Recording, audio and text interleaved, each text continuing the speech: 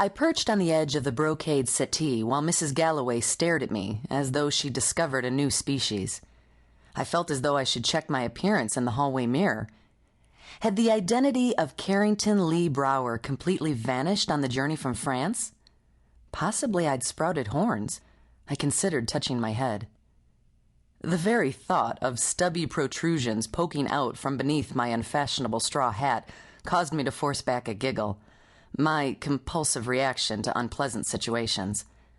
I giggled at my mother's funeral when I was 10. Last month I'd done the same thing when they placed my father in his grave. I'm told it's a survival behavior used by many children. But at 21 years of age, I was no longer a child, and I doubted such conduct would endear me to this dour-faced woman. Then again, I wasn't certain there was anything that would please Mrs. Galloway. Her lips appeared to be permanently fixed in an upside-down U. She rang a small brass bell that brought a servant scurrying into the room. The maid didn't look much older than me, or any more pleasant than Mrs. Galloway. "We'll need tea, Frances, and tell Thomas I need to speak with him." The girl mumbled before turning on her heel. Mrs. Galloway's eyebrows dipped into a scowl. "Good help is impossible to find nowadays. Do you find the same to be true in Paris, Miss Brouwer?" I forced myself to smile.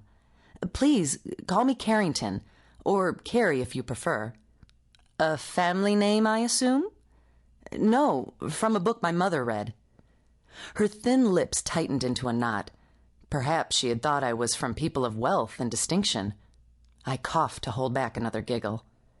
Mrs. Galloway would be horrified to discover how little I knew about my ancestors, and what I did know would make her hair stand on end. "Well, someone should have mentioned to your mother that Carrington sounds like a boy's name." Before I could respond, a gray-haired man wearing dirty work pants and a frayed shirt appeared in the doorway. It was probably just as well. Mrs. Galloway would have thought me impudent as well as a descendant of questionable ancestry. The man swiped his palms on his trousers. "Frances said you wanted to see me. Mrs. Galloway waved the man, I assumed he must be Thomas, into an abrupt silence. She pointed toward the front of the house. "Get the trunks off the front porch and upstairs to the spare bedroom. There isn't enough space for the crate. You'll have to put it elsewhere." "I can put it in the gardening shed if you like. Should be enough room in there." "No!" I shouted the response without thinking. Now they were both staring at me as though I'd grown horns. "What I mean is," I stammered, "that crate contains my paintings, my father's canvases."